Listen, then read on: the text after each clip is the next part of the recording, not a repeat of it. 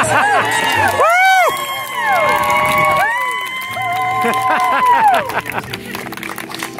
can't see anyone but you.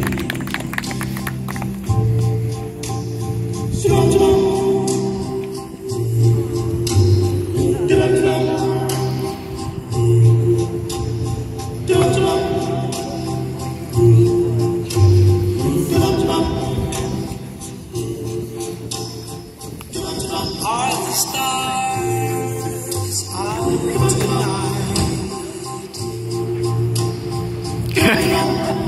I don't know if it's cloudy or bright. I only You tried.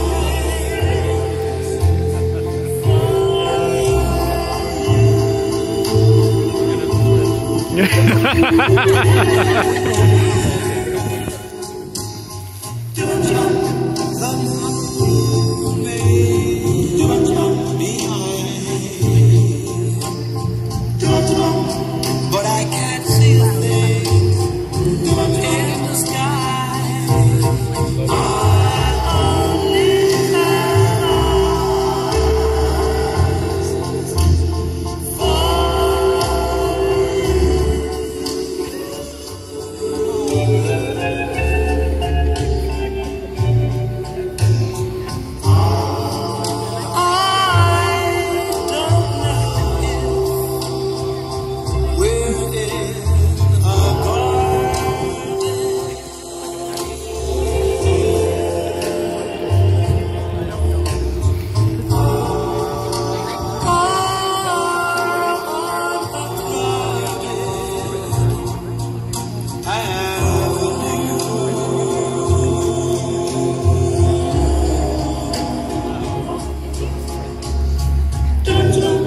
you are here,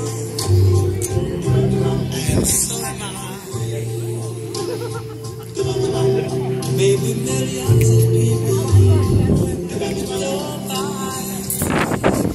And I only have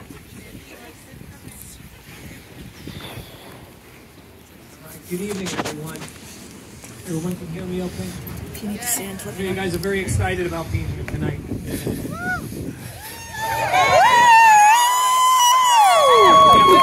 Let's do that thing where the guy asks the question a second time, just a fake way to get everybody excited. So, is everyone excited about being here for an event that has been years in the making? Awesome. The bride and groom have asked that you be present for them right now. They have an amazing photography team. You can put your phone, your cameras down and your phone. Sorry, I got cold. And afterwards, take all the pictures that you like.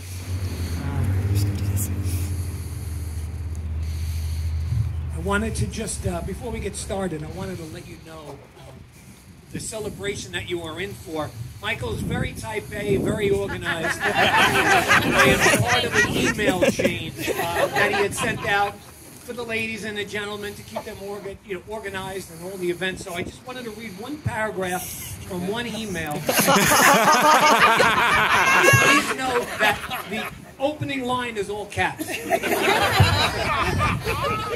No getting drunk or high before the ceremony. No shots, no chugging, No smoking too much. No high content edibles. We need everyone coherent. We don't want to babysit anyone, especially guys holding swords. By the way, I fully support that one. And then my favorite closing line, a few swigs of alcohol, a few puffs, or a small edible is fine. Please take care of yourselves. So we are in for a big party tonight. My name is Mark, and I am an officiant. And I want to thank Nicole and Michael for letting me be part of this really special day. I met Nicole about 15 years ago. She was the office manager at a medical facility, and they had hired my company to do the cleaning. I own an office cleaning. I don't do this regularly. I look very different. I don't wear glasses when I'm doing the cleaning. Oh, I put my glasses on for that line. I should have them on anyway. Anyway, the day I met Nicole, she had just turned 21. I have 2 daughters. The oldest was 21. Any insight that I could get to their minds to help me be a better dad, I was very grateful to ask her dozens of questions over the years. And for me, Nicole would just tell me things. I'm the cleaning guy. People tell the cleaning guy things. I'm like a bartender, only with a vacuum. So over the years, she's filled me in on her family, her friends. Pretty much I know everyone's secrets here, so although I don't know names and faces, so most of you are safe. Most. One of the things that we had discussed was dating, and sometimes an ex can come in handy. That's how Michael and Nicole first met. Michael was a friend of someone that Nicole had once dated. So Michael winds up with COVID. He wound up in the hospital early on. He was pretty sick. And he makes it out. When he got back to his apartment, he found out that his roommate would rather him not be there. Is she here?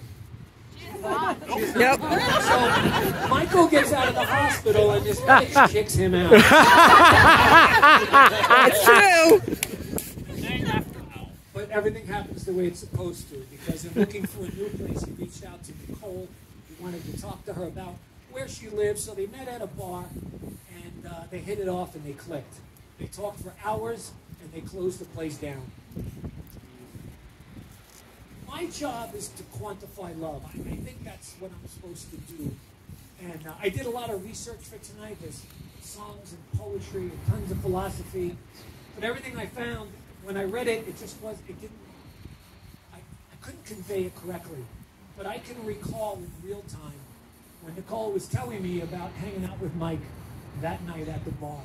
And it was only their first time together, and I'm not saying that it was, love at first sight, but I remember the way she looked when she was telling me the story. The twinkle, and every word is a smile, and she couldn't wait to see him again. And that's what love is, when you just want to be with that person. You want to be around them and talk to them and listen to them. And when making them is what makes you happy, that's what love is. And that's what I got just from that first time. So in talking afterwards, even though it wasn't an actual date, Michael wanted to know, had it been a date, how did he do? Nicole gave him a solid B+. Michael replied, fuck that. Michael does not do B+. No. So in finding out what the perfect date was, it was roses, and not just roses.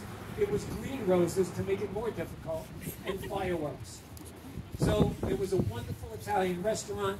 There were green roses, and then Michael took it to a park in Long Island City. And this is how Kismet and fate get together, because this park that he chose randomly happened to be Nicole's favorite park in the whole world. And that's where the fireworks took place. Well, they were actually poppers, but like fireworks.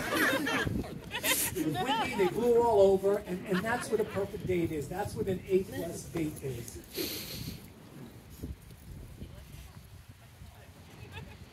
Michael loves fast food, I found out. Chef Boyardee and Hot Pockets are the idea of a perfect meal for him. But he wanted to do more. He wanted to get out of his comfort zone, and he wanted to make dinner for Nicole. Wednesday night was their standing date night, so we got some recipes from friends, and on Tuesday he was making practice baked ziti. And just like in the perfect sitcom, Nicole reaches out and says, "Sweetie, I'm getting off of work early. I've seen a couple of hours." So he rushes it out. The noodles are not right. They're too dry. Throws it away, starts over. And he makes the perfect baked ziti for the perfect date night. And that was the first time that together they said to each other, "I love you." That was April 6th, exactly 3 years ago today. Michael liked symmetry, I found out. That first date that I told you about that took place in that park in Long Island City, that was on March 12th, which was 3/12. So double that to 6/24. That was the date that Michael decided to propose to Nicole. He was very excited. Matter of fact, he couldn't keep the ring because he knew he would jump the gun, and he had passed it around to friends. He was very excited. He had set up a day for Nicole to be out with her friends. She was brought over there. He was there, so he didn't see him. He was nervous. He had butterflies. He forgot everything that he wanted to say. But he got the words out, and Nicole said yes. She actually said yes 3 times, even though if you ask Michael, he only heard it once. Now, as a couple, they are way ahead of the curve because it takes years before the husband hears something once and his wife has to say it 3 times. I want to do a reading, and I know people get fidgety when you hear the word reading at a wedding, especially when the bride and groom specifically said they didn't want one. It's cold, Mark, be fast. But I'll be, all right, it's cold. Okay. Hold me close and hold me fast. The magic spell you cast, this is La Vie en Rose. When you kiss me, heaven sighs, and though I close my eyes, I see La Vie en Rose. When you press me to your heart, I'm in a world apart. Give your heart and soul to me, and life will always be La Vie en Rose. That is not from the book of Genesis. You won't find it in the Torah. That's a love song, actually written in French in the 40s. Happened to be one of Michael's most favorite love songs that he ever heard. And when he first dated Nicole, that's what he thought of, and that is their song today. There are some empty chairs when we get inside, you'll notice. They're for the in memoriam. Michael's mom had dementia. She would not have been able to make it today. And a few months ago, Nicole and Michael went down to Florida and had a faux wedding so his mom could be part of it. She's since passed. But I'd like to take the briefest of moments to remember Michael's mom, their loved ones, and all our loved ones who can't be here with us today. Michael and Nicole took time to write their own vows. Who's going first?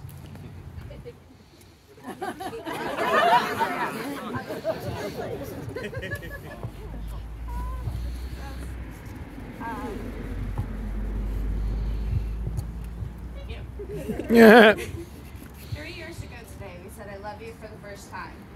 And the reason why I remember it so clearly is not because I like commemorating things, though I do, but also because of how it ended up happening. It was the first time you did something outside the comfort zone to impress me. And you made me a big ziti. And I was floored, mostly because no one had ever cooked for me before, but also because you specifically told me you didn't cook. And it was so good that we joked to this day that you nabbed me with cheese. But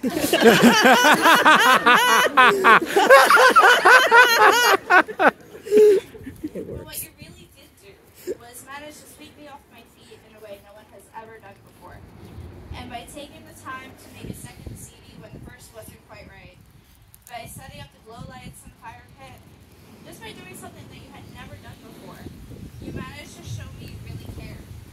You listened to me when I told you what my favorite food was, and that you wanted to make me happy and would do anything for me.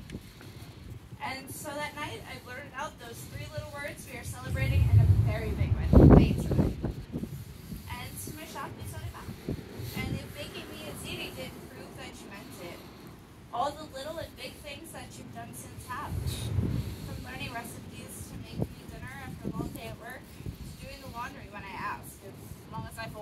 I got a cold. To taking me to haunted houses and on roller coasters, which you hate. You have proven that you would do anything to bring me joy. And seeing you with your friends, hearing their stories and yours, I learned just how empathetic and compassionate you are.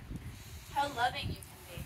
But I really didn't see it clearly until I learned about my tumor at a 3-month mark. When I found out I needed surgery, you planned out my recovery to the smallest detail. You drove me to the hospital and stayed 12 hours to take me home. I knew I was going to marry you from the moment my eyes opened the next morning, and you were at my bedside with a can of Coke and a Percocet. Good man. As you helped me out of bed into the bathroom, helped me figure out the crutches and then the cane, went to my walk-up apartment every day to make sure now our cats, were fed. Never once did you complain or act like it was too much. You never do. No matter how often I need an affirmation or word of devotion, you're right there in an instant. I started calling you Superman when you voluntarily brought a chocolate cold brewed coffee to my dog. Literally your Christmas kryptonite. But it's the way you show up for others that makes you a superhero. The way you drive everyone home after a show, donate your time and your money to help others. The way you're constantly thinking of everyone else before yourself. You inspire me to be stronger, more gracious, more compassionate, and more temperate in my reactions. I've never lived with anyone besides my family, but even though a flight brought us together, it felt like you always belonged there. You taught me how to share a bathroom and trust someone in my space, to take others into account when I make plans and share calendars. You're teaching me to be the planner while I inspire you to be more spontaneous. We're working on it. You're learning to sit still while I learn to be more extroverted. And believe me, that's hard. This is hard. And I love it. I love this incredibly full life we're living together. I look forward to every show, every party with friends, every ball game. Let's go, Matt. Woo! No. Boo. Every historic site and roadside attraction and adventure I get to share with you. And I promise you that for the rest of our lives, I will do everything I can to be the superhero you are. I support you in all you write, and I will be there to be your editor, your note giver, and your muse for new work. I promise to see every show and cheer you on for every award. To nurse you to health when you get sick. I promise to pick you back up when rejections come and to hold your hand on the hard days. So we're always facing them together. I promise to love you forever.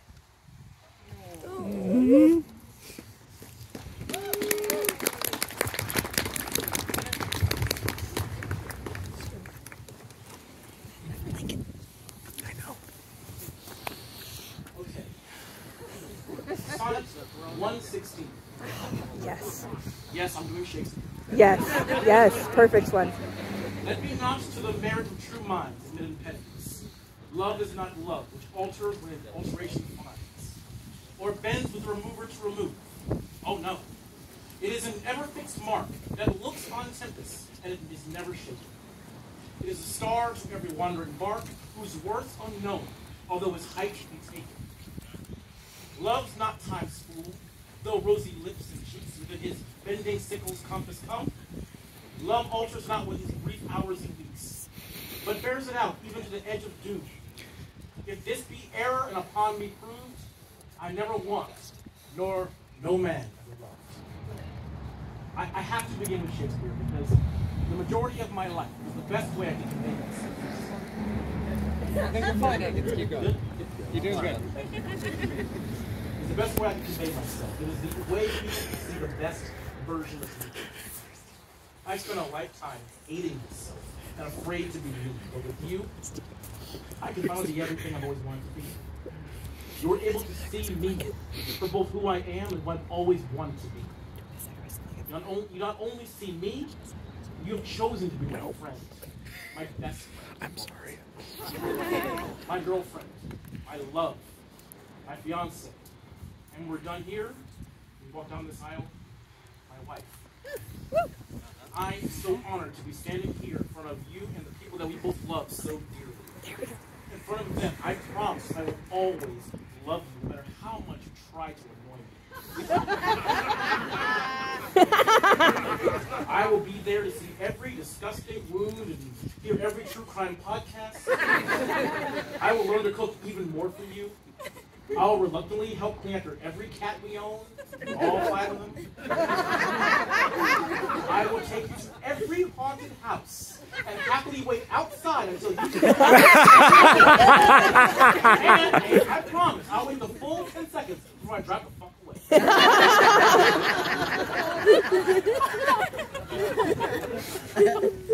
Just like my father said to my mother over 50 years ago, I can no longer see my life without you. And just like him, I never leave your side. The last time my mother saw me,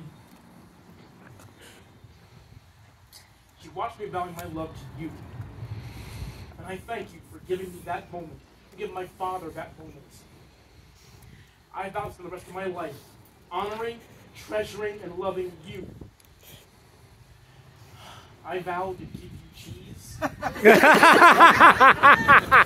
vow to support you in everything you have done and will do. I vow to walk beside you, walk with you, and walk for you. I vow to kill every single bug that bothers you. I vow to ask every time I borrow your car. I vow to never give you granted. And most of all, I vow to always work every day to be a different person. I want you to smile when you see me, when you wake up in the morning, till you fall asleep at night. I want to be the person you trust me with anything. I want to be the person who will give everything he can, no matter the obstacle. I want everyone here, every friend and family here watching, to hold me to that. Because you deserve nothing less than love of friends, love of a family, love of a partner, and a husband that will love you without limits. You're my sunshine. You're my princess. Because of that, as for me, Oh, God. you got it.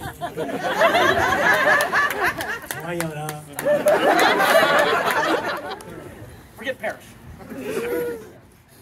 I will be faster than a speeding bullet. I will leap tall buildings on a single bound. I vow to be your Superman.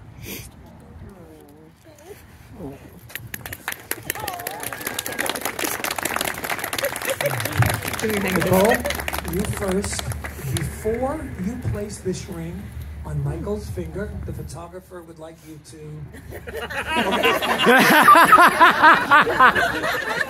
Before you do that, I know you will love, honor, and cherish him. But do you promise to rarely interrupt him during the weekly game of Dungeons and Dragons? You may place the ring on his finger.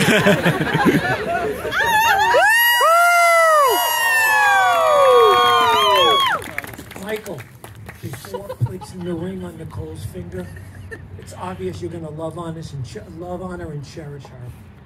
But do you promise to take care of the litter box, even though you will often be outnumbered as much as 5 to 1? Yes, I will.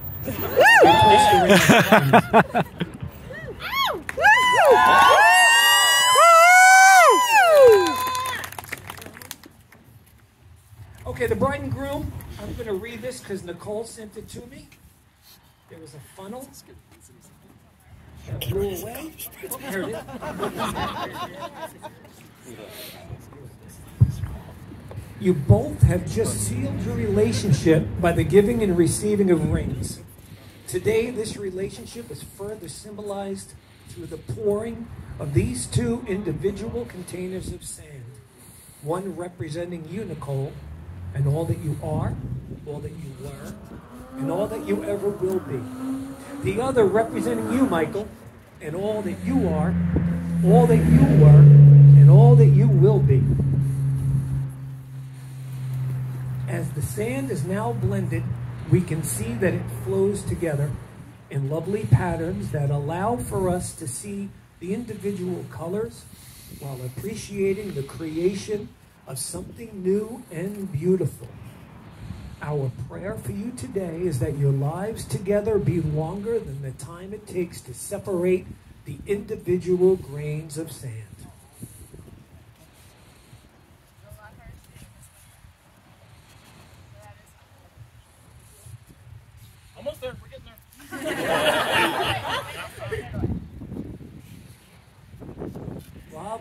individual grains of sand.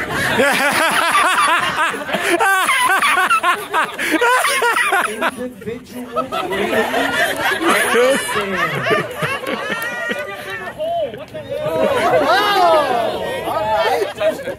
Whoa now! Are we not doing phrasing anymore?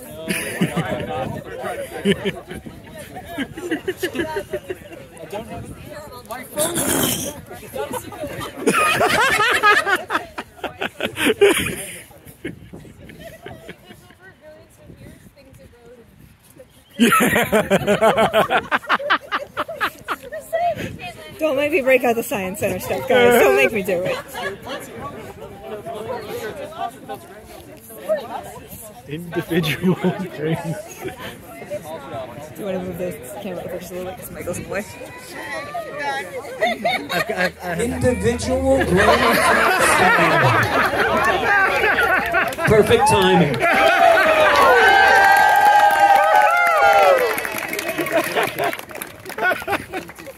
Michael, Nicole, family and friends, by the power vested in me, it is my honor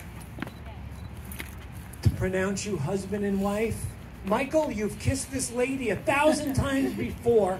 This will be the first time as husband and wife. Michael, you may kiss the bride.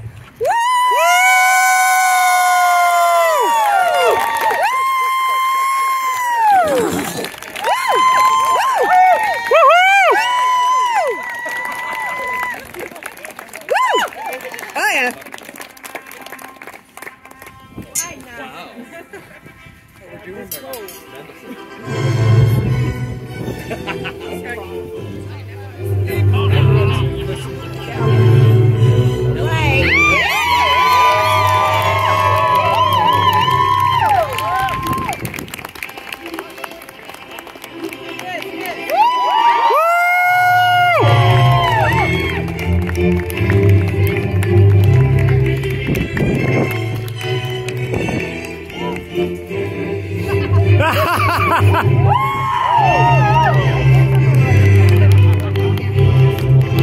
Kissed all.